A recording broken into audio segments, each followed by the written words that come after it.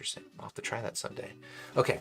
I mentioned, or I promised we were going to talk about the Tanchjim, so let's go ahead and do that now. I'm going to move the void out of the way. And go here to the... Give it the old spin. And let's talk about the Tanchjim Zero. And we're gonna measure this. We're gonna throw this on get a frequency response of it, throw it up on SquigLink, and we'll talk about this new IEM. Let's go back here real quickly. So shout out to Shenzhen Audio for sending this in for review. We can go to their website real quick, and I'll just kind of take a little bit of a look at the Zero. Like I mentioned, there are a confusing number of Zero IEMs that have come out this summer. And the Tanchjim Zero is, I think, the last. I'm hoping there are no more Zero IEMs. Interestingly, it's also the cheapest, and the others were already kind of budget. So the Tanchjim Zero, $15. Yeah, that's interesting. For a second, I was like, oh, it's discounted, but it's discounted by $0, so never mind. You can also get it with a microphone for an extra $1. And that, oh, interesting. They've got a Type-C version for a couple bucks extra. That is an interesting option. I didn't notice that before. But yeah, the Zero, it's a single dynamic driver IM, $15. I think you should expect this to be a competitor to something like the Moondrop Quarks. And I do have it in here for our measuring pleasure. That sounded creepy, but there you go. There are your sketches of the Tanchjim Zero, but I think maybe more to the point is here's the box. I do have it censored because I'm not super enthused with the underaged box art, but either way, let's take a look. They do have a bit of a cheat sheet here. They've got the frequency response drawn out, but that's as it measures on their graph. It's hard to, and I say this all the time, if you see a graph in one place and then you want to try and compare it to graphs from other places, don't do that. Like you're going to end up confusing yourself and coming away with incorrect assumptions about it. So always worth having, if you see a frequency response like this, it'll give you a sense. It's like, okay, that looks like that looks like a neutral tune, right? That looks like that's pretty flat from 1K hertz to the bass. So I would not expect this to be a bassy set, but I wouldn't go too deep into assumptions about like how neutral it is, or like is it very bright, or is it warm and laid back? It's hard to make those assumptions based on this graph unless you're comparing it to other graphs that Tanchjim's made, and if they are careful about making sure that their methodology is the same, which who knows they are. Long way of saying use squig.link. Or Crinical's graph tool for sure. All right, what was I saying? Okay, let's go back here. Let's go ahead and unbox this thing real quick, and we'll find out what we get inside the box of the Zero. Again, it's $15. Set your expectations accordingly. There you go. That box. Okay, it's a nice little handsome unboxing experience. Tanchjim style, you get 2 different sets of tips.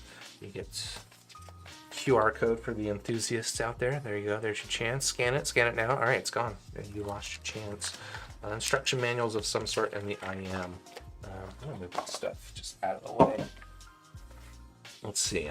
You got a little carry pouch. Pretty simple. Would not expect a ton of protective value out of this, but it will hold your IEMs in place. So that's nice to see that they've got that. And like I mentioned, Tanchjim typically will include 2 different sets of tips with their IEMs, and they are actually different usually. We'll validate that before I make that claim hardcore here, but usually they are different IEMs. Oh my gosh, I just mixed them up too. What a noob. Here's an example, right? Usually they'll have a wide bore nozzle and a more typical medium bore nozzle. It looks like the shape of them depth-wise is also a little bit different. The wide bores are a little bit shorter than the other IEMs. I would say, generally, I tend to just go with whatever they put on at stock. I don't know, I tend to kind of prefer, sorry for the crinkling of the plastic bag, if I ever saw one. I tend to prefer wide bore just mostly out of like placebo reasons, to be honest. But I don't know. I'll usually just use whatever they put on their stock. But let me lay this stuff out in an organized and sensible manner, as I am an organized and sensible person, or at least I'd certainly like to think that I can be. even if I'm not all the time. Wow, these mediums are actually really tiny on the wide board. That's the medium. That is itty bitty. Oh my gosh. I don't know if you can see the difference here. That's the medium typical, and that's the medium wide bore. And then these small wide bores are even more minuscule, which is interesting. Okay, here is the thing that you actually care about. There's the IM, a little twisty tie here, and just straight up front, this is a non-removable cable. Again, $15 at your expectations. Kind of in the same price range as the Moondrop Clarks, which also had a non-removable cable, and I think also a build quality that is pretty similar to this, right? So you got what looks like plastic shells. The back of this does feel a little bit cool. There's a little bit of metal integrated into that, but mostly, largely, think of this as a plastic built IEM. It is transparent, which is cool. You can see the dynamic driver in there. Not a ton to see, but I don't hate it at all. And it looks like the tips that they pre-installed in here are actually, maybe these are the medium wide bores. Maybe they've got like 4 sizes of that. I don't know. Maybe these are the largest. But yeah, it looks like they pre-installed the wide bores. All right, let's do a quick cable impression. I'll say like out of the box, like this thing is a little bit memory prone. But it doesn't feel like a bad cable. Like you can see, I'm straightening it out, right? It's staying straight. That's pretty good. You know, it's maybe a little memory prone in terms of like kinkiness, but it is actually relatively soft and supple. This is not a stiff cable. It's actually on a $15 IM. That's not bad, I want to say. And I don't have the Quarks here on hand with me at this moment, so maybe I wouldn't agree, but I think this is better than the Quarks cable. Definitely this is better than the Shoe cable. It doesn't even have an integrated chin slider, which seems to stay in place fairly well. This is not like a super stiff chin slider, but that is staying in place fairly well. Okay, I gotta say, early impressions on this cable is this is actually pretty decent for $15. I will not complain about this cable.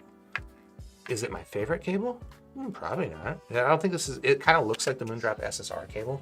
I don't think it's quite that nice, but I don't know, it's not that far to be honest. That's a good cable. And you can see the Rhodey wrap. That's quite decent there. Andy Zoo asking me to spin it. Bro, I already spun the box. It spun well. It passes the spin test. Trust me. And if you don't trust me, you can rewind a little bit. It was there. I promise. But yeah, there you go. There is the Tanchjim Zero. I should throw out my head, right? I'm wearing these headphones. I don't need to wear these headphones. Let me give you a little bit of a fit test. Let's see if I can recall on these things. Where does it indicate left or right? Does it indicate left or right? Oh my gosh. Homies. I mean, I'm assuming this is the right earpiece because of the angle on it. Maybe they don't care. I don't know. We'll find out. We'll throw out my head. Okay. And we'll give you that awkward close-up. That's interesting. So that almost fits. This actually kind of reminds me of, this is a reference probably no one here will get, but on things like motorcycles or even bicycles, like the handlebar brake, where they've got like the cable of the brake with like a little metal round peg that fits into the handle, so that as you lever on it, you pull the cable. In my ear, that's what I feel like. That's what it looks like. So I have now achieved bicycle status. You could also ostensibly wear this thing over ear. I think to wear it over ear, you're gonna want to switch earpieces, which, because the cable is not removable, it's just gonna mix up your left and right channels. But that's actually pretty good, nice and secure. Well, I mean, decently secure for a bullet-shaped IM. It's a little bit on the shallow fit side, but as you can see, it's obvious this thing's tiny in my ear. If you didn't find this comfortable in your ear, I would be very surprised. Again, I don't know how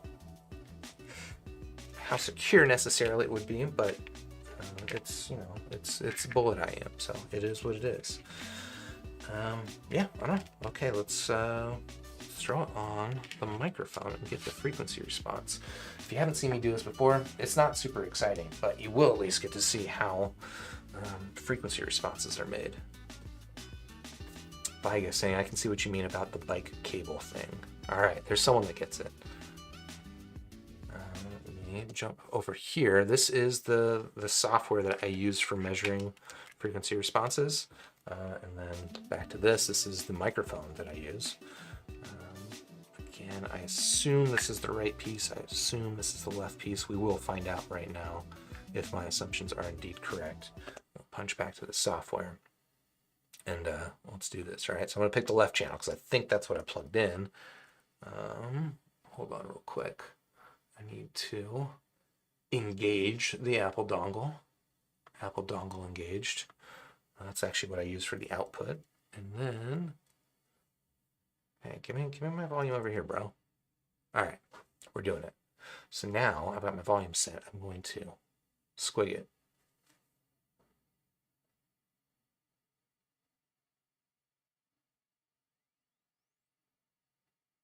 And there you go. There's your frequency response of the Tanchjim Zero.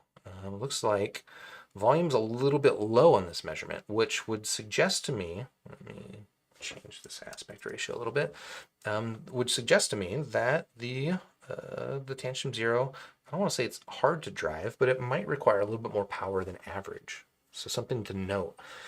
It's actually kind of an interesting aspect of it, given that it is a budget IM, and most people, I would assume, especially because it's sold with a microphone and it's sold in USB-C variants, most people will be playing this off of a phone, and I mean, I wouldn't be concerned about this, but that is less volume than I think a Quarks would give you at that same volume level. So let's try it again. There's also an interesting thing in the bass there. So let me make sure I got my seal correctly. And then we'll try this again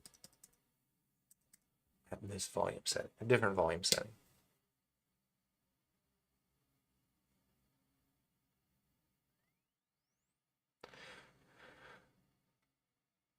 Let's look at that little bass dip. That's interesting. But it does look like I'm lining up my frequency or my resonance peak, so that's good. And that's our first look at the frequency response. Let me drop over to the right channel. We'll measure our right channel real quickly. Label that one L. L for left. Now let's do the right channel. Oh wait, I need to abort. Set my volume. Volume set.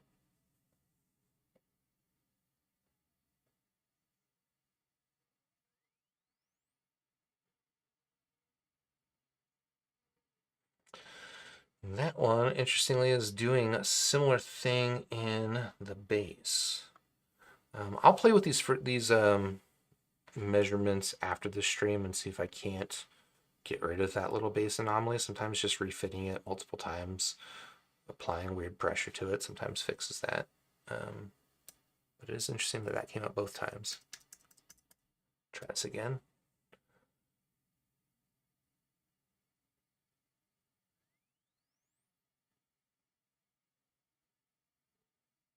And that looks pretty well aligned. What am I doing? Oh no, that looks well aligned with the first one. That's not what I want to see. I want to see how it looks with that one.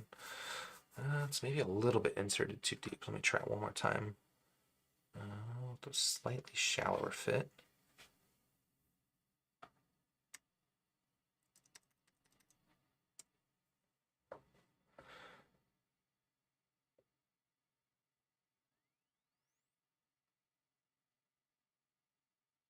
And that does seem a little bit better. All right, cool. So we've got our left and right channels. Next move for me is to save this stuff. So let's see. Save it. Tanchjim Zero, not to be confused with all the other multitudes of zeros that we've got going on. I'm going to export this.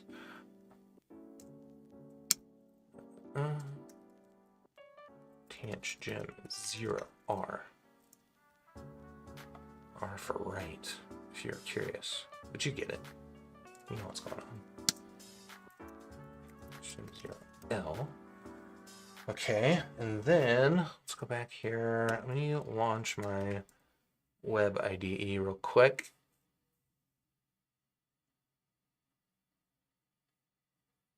We'll throw this up on Squig Link. We can I think do this in real time. Let's see. Loading. The software's gotten a little bit slower over the years, but I'm sticking to it for now. I actually think what made this worse was a Google Drive change, not that you care. Tanchjim. Oh, no, that's not. I'm using Tanchjim filters and too many things. Okay. Hana. Thank you. So we've got the 0, which will be alphabetically last.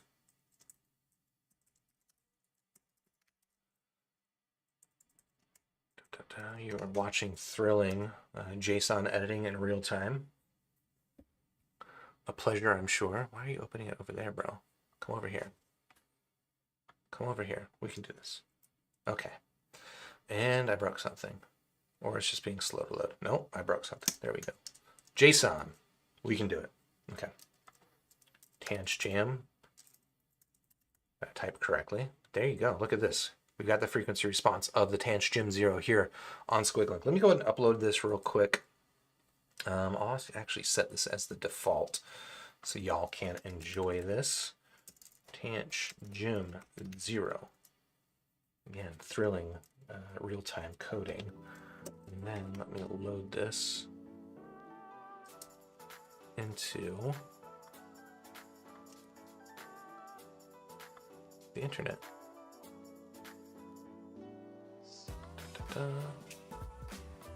Un minuto, we're almost there. Okay, so now if I have done everything correctly, if I head back over to, this is my dev environment. Let's close that out. I don't need that.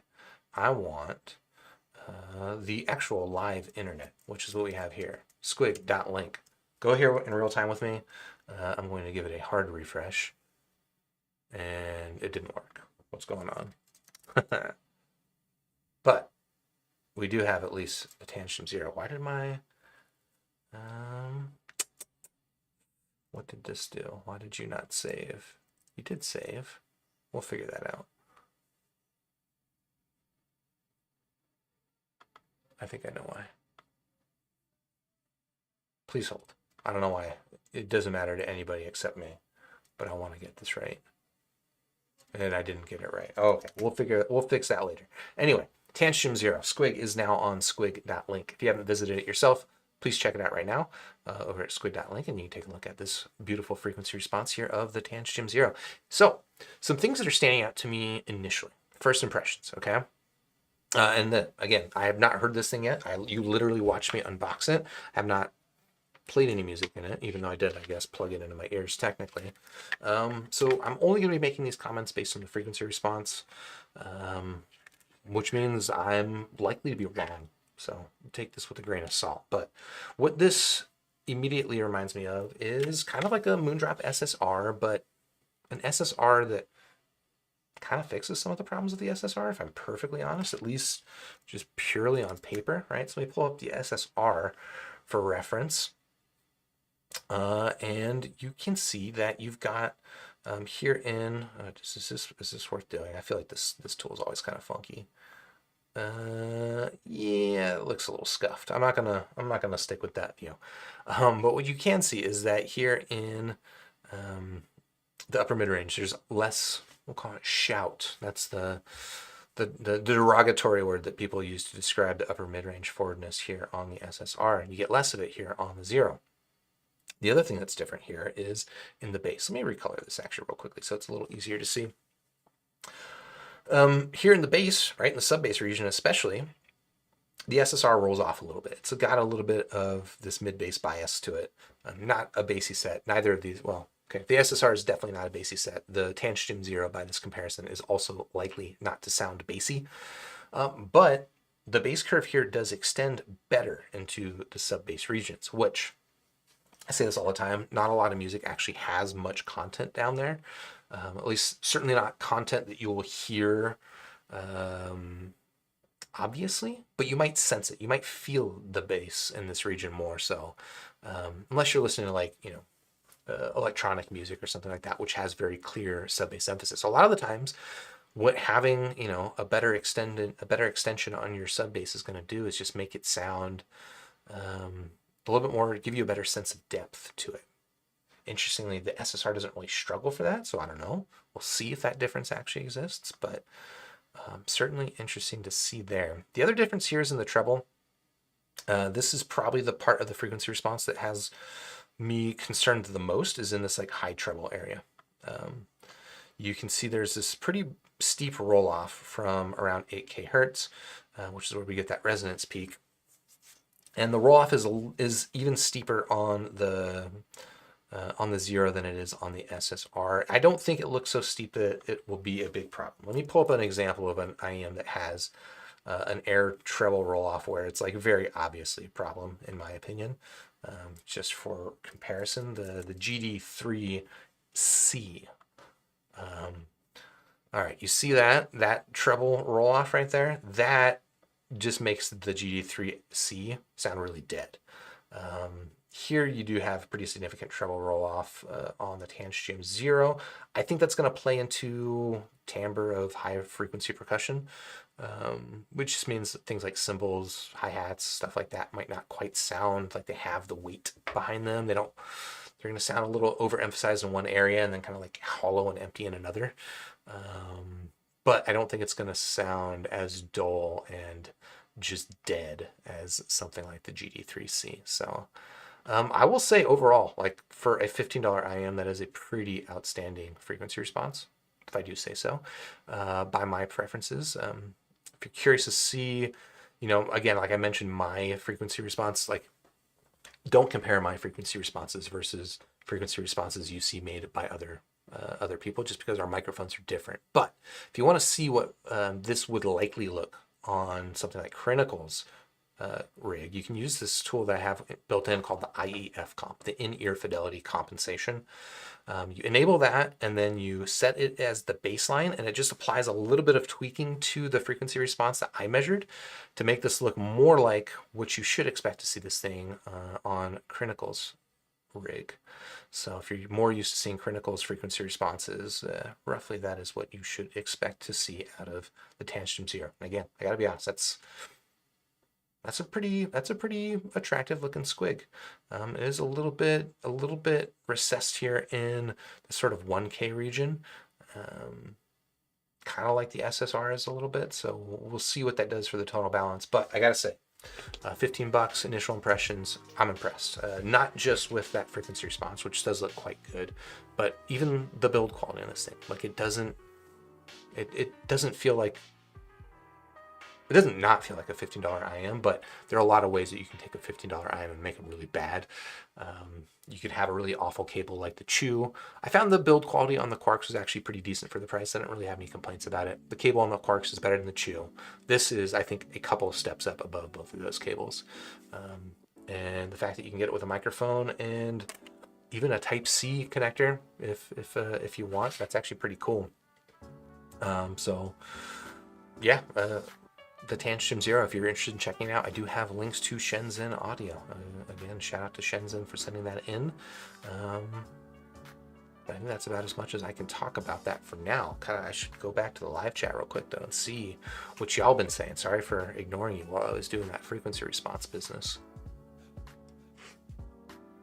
I am running out of Tulsi tea, though, which we might need to correct at some point. Vasily saying, I like gunpowder tea. All right, I'll get back to the tea conversation. Hold on, let me see if there's any conversation about the Tanchjim Zero.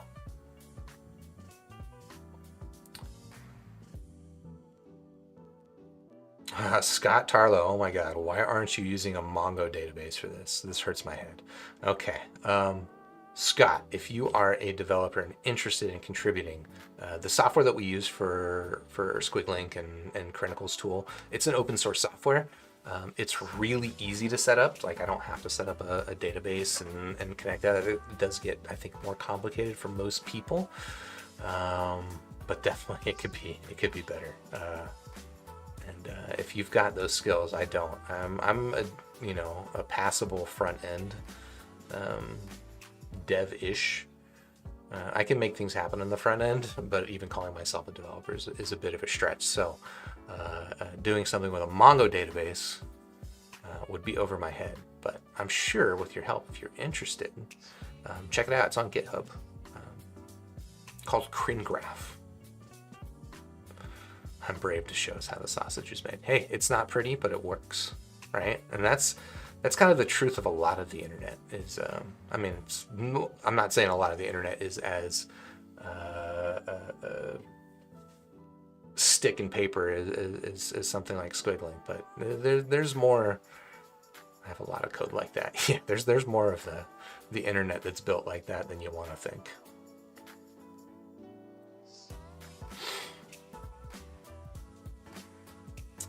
Vasily saying, I have the Biodynamic 700 Pro X. Interesting. I don't see a whole lot of conversation about the Zero. Are people not interested in the Zero? What are people's takes on that frequency response that we just got? Indifferent? You waiting for a review or something? Yeah, I'm just kind of curious. What do people think about that?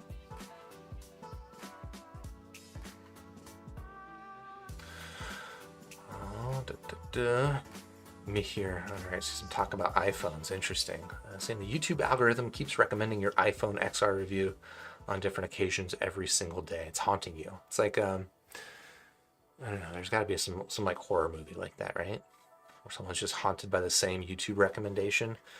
They're just like waking up in the morning and that YouTube recommendation is waiting for them. Going to the bathroom, that YouTube recommendation is in the mirror.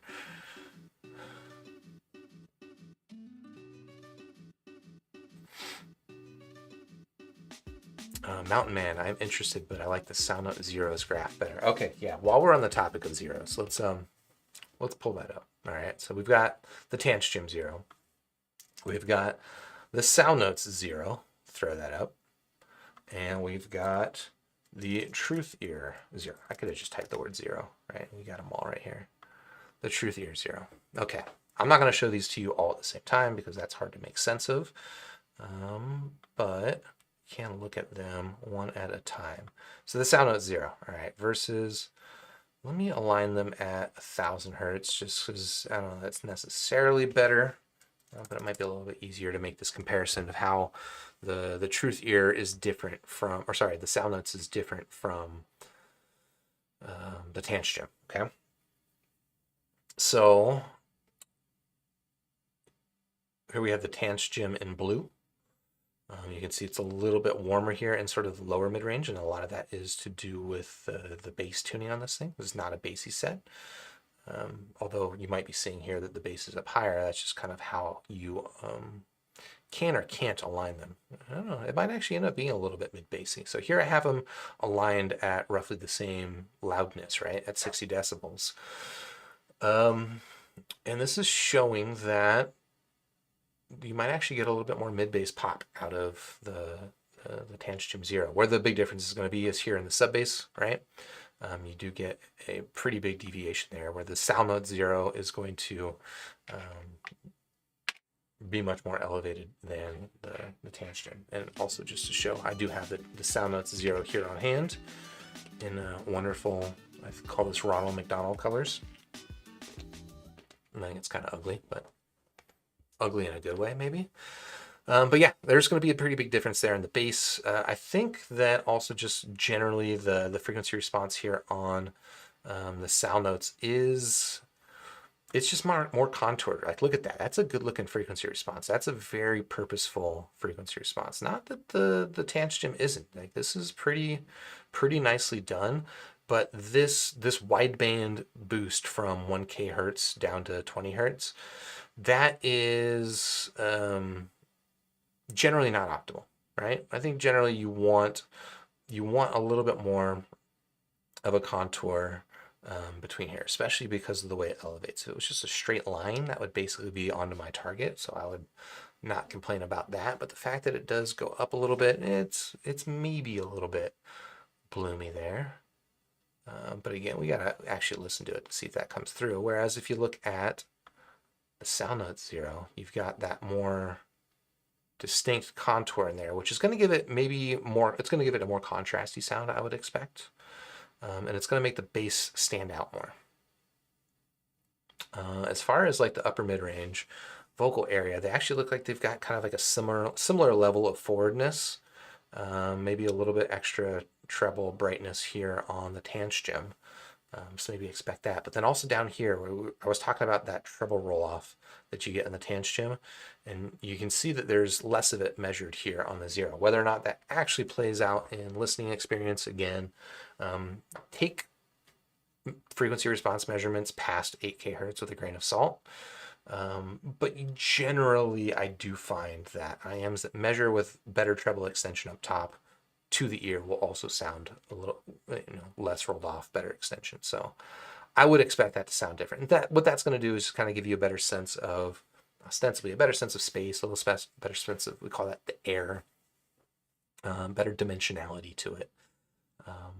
Although it's not always the case, because the SSR is not too dissimilar from the treble curve on the Tanchjim Zero, and it has, frankly, phenomenal sense of space. So it's hard to predict these things 100%, but there you go.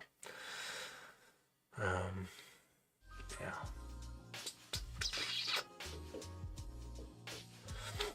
Viga saying, if the Zero fixes some of the tonality of the SSR, but without the tech, I don't care too much about the Tanch. I kind of agree with that. Like, I mean, there's also the difference of price, right? This is, the Tanchjim's $15 versus the SSR is still $40. Still budget for sure. But you could see maybe thinking about the IMs differently, right? Maybe a $15 IM is an IM you throw in your backpack. It's a beater, it's always available just in case. $40, maybe you want to be a little bit more careful with it. Maybe, depending, or maybe you're just willing to take a chance on a $15 IM that you wouldn't be willing to take on a $40 IM. So there is that. But if you've already got the Moondrop SSR, I agree with your position exactly. If it's a little bit better tonally, but doesn't have that special sauce that makes the SSR so engaging, even if it's better on paper in terms of the tonality versus the SSR, it still, I'm unlikely to use it instead of my SSR. Hobby Talk. Moondrop Zero is going to be the best one. I'm gonna call it. Man, if Moondrop comes out with a Zero, I hope you're kidding too, by the way. I hope there isn't already a Moondrop Zero that I'm just not aware of, because I'm already getting confused, like legit confused in my head with which Zero is which. And if there's a fourth one, I don't know. I don't know what I'll do. Me here saying it'd be interesting to get a live first impression of the Tanchjim Zero off your listening go-to track. I'll do that in a little bit. I will give it a little bit of a listening test, but with the big caveat that first impression is certainly not everything. Mountain Man saying, I've got the Sound Notes Zero coming in the mail tomorrow, so I might be a bit biased. You are super biased, but that's okay. We're all biased. Chiron saying, I like the sub-bass elevation of the green line, referring to the Tanchjim, or not the Tanchjim, see? Told you I got confused. The Sound Notes Zero. Rob Hawk saying, for $15, I'll give it a go. Yeah, it's kind of hard not to be honest. Again, I like the cable on this thing. Like, I honestly could imagine myself, I mean, we'll see how I feel about this thing after a week or so, but I could imagine myself buying these things for $15 just for this cable, chopping off the earpieces, and just soldering this cable onto some other things that I like. So like I do that with cost stuff, is I will solder on a cable like this. And this would be an upgrade over most cost cables, so that might actually be worthwhile. For $15, not bad.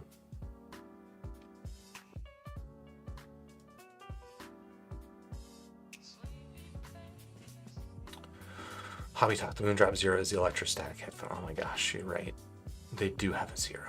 At least it's not an IEM, but oh my god. It's Moondrop, it's not too late, all right? You delayed the Void by a month to fix the build quality. Delay the Zero by at least a month to fix the name. Not that Zero's a bad name. There's just, it's already taken. There's way too many Zeros out there. You can do it. Cherry, you're saying that Moondrop updated their electrostatic headphone name to Moon Zero? Is that true? Oh my gosh, if that's true, And if it especially was in response to there just being too many zeros, that would be epic.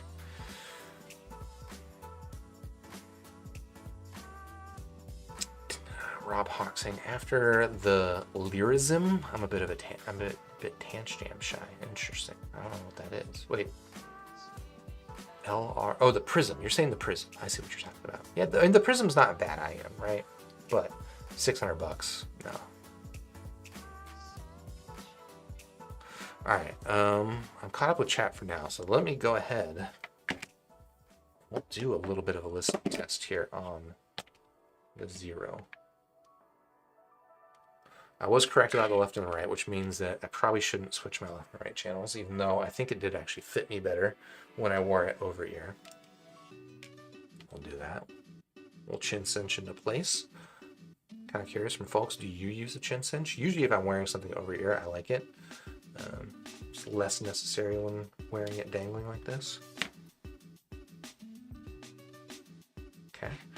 And I think the track I'm going to try out is by this artist. If you haven't checked him out, I think I called him out on a stream or two back ago. This is Nosa. I think they are a new artist. This is their first album as far as I can tell. And really, I mean, not just excellent songs, but also really pretty impressive production value. So digging that, and since I've been listening to that lately, I might as well test with that, and I will go with the track called Parasites. If you're listening along, Noso is on Bandcamp. I assume it's noso.bandcamp.com. Actually, you know what? I'm going to give Noso a shout out. Let's go over here. Noso Bandcamp. We're searching the Google internets. And yeah, noso.bandcamp.com. This is the album. So good. So good. All right. Back to the table. Back to me, hit and play.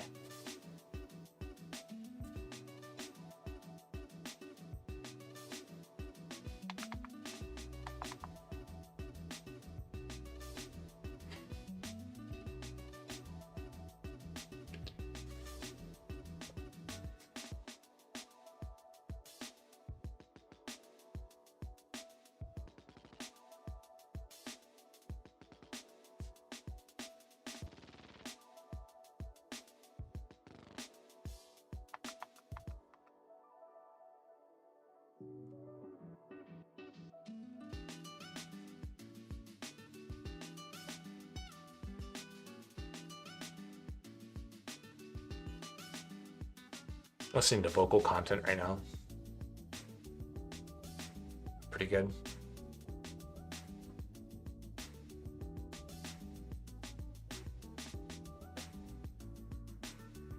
It's maybe a little bit wet in kind of like the S area,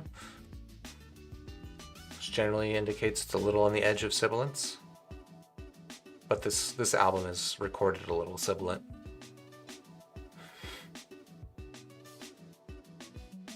Beagle Cruise, yeah, you gotta look at me for 3 minutes. And this beard.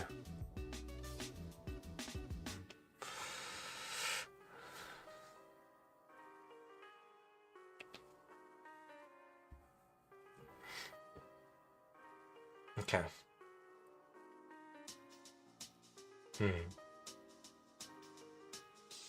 I don't think the bass has the tightness of SSR.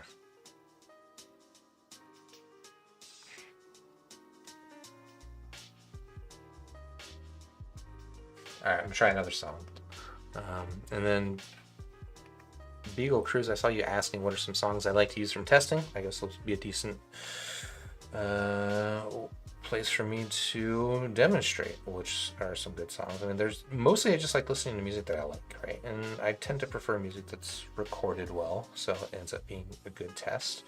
But I think just being familiar with the music is a good baseline, right, when you're testing this stuff. But here's an example of a track I really like. It's called Break for Lovers by Men I Trust, also on Bandcamp. Check it out. Wish I could play this for you, but I can't.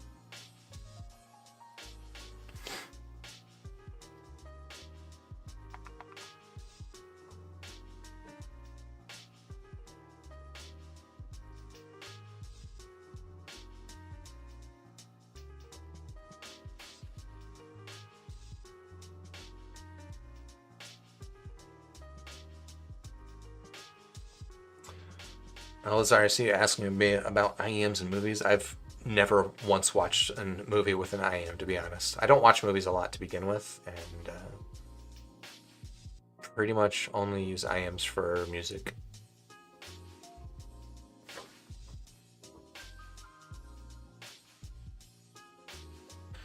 So it's a little on the bright side, I'll say that.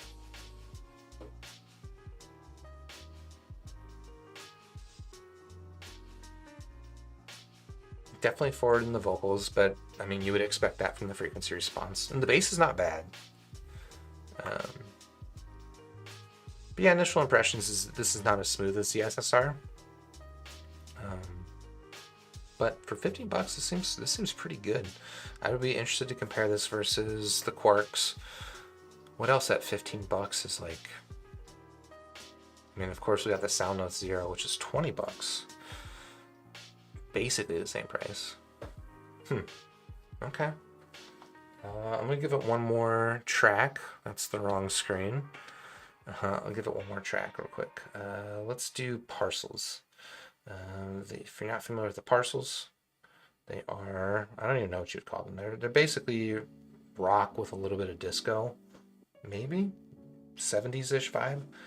But their live album, I mean, all of their music is recorded really well. I think the whole band is basically made up of music producers. But this live album I really like. And this track, Game of Luck, as well as the following track, Intruder, are both really nice for testing.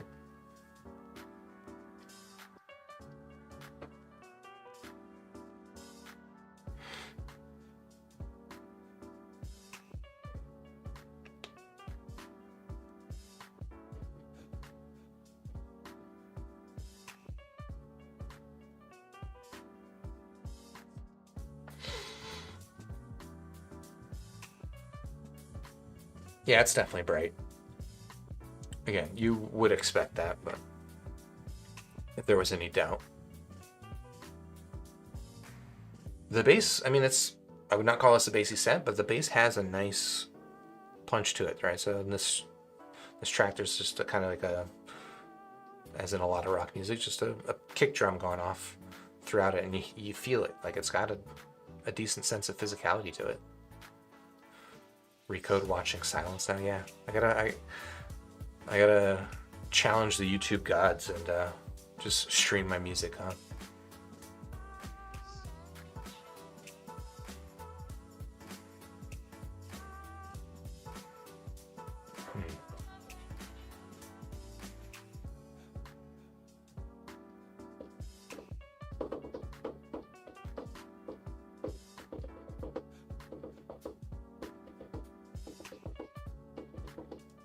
I guess I do not have the Astrotech Vesna.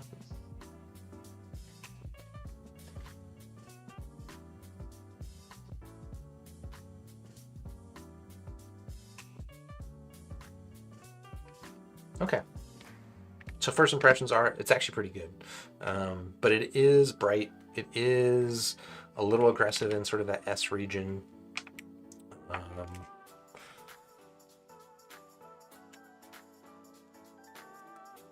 Just trying to think. It's probably more versus something like the Quarks, and this is purely based off of memory. It's been a while though, so the Quarks. The Quarks is a little smoothed over sounding, versus this is going to be probably more textured in sort of that treble region, but it is also a little bit maybe aggressive and gritty. Almost a little bit of a digital sense to the sound here on the Tanchjim Zero, versus the Quarks, which is probably a little bit more laid back, a little bit warmer and fuller sounding on the Quarks. And then versus something like, I think my favorite IM in roughly this price range is still the final E500, which is 25 bucks. Now, almost twice as much as the Tanchjim, right? It's like at this price point, like every dollar counts. So maybe this comparison isn't totally fair, but in terms of build quality and like, I feel like I would price them about the same. I would probably still go for the final E500, but I don't know. First impressions here on the Zero, not too shabby at all. If you're looking for a bright-ish, neutral-ish tune and you got 15 bucks, I don't know what other options you got, so there you go. Oh, and Vigus, you're saying the Vesna is another brighter set in the under $20 range. That's kind of flew under the radar. Interesting, yeah. Recode asking, is the SSR warmer? The mid-range might be a tad warmer on the SSR, at least to memory, but yeah, this is coming across brighter here on the Tanchjim versus the SSR. So that's going to contribute to a reduction in warmth of the mid-range for sure. Chiron asking, do you like a Yeon? Given the fact that I've just probably butchered the pronunciation of that, I'm not familiar with a Yeon, so I don't know.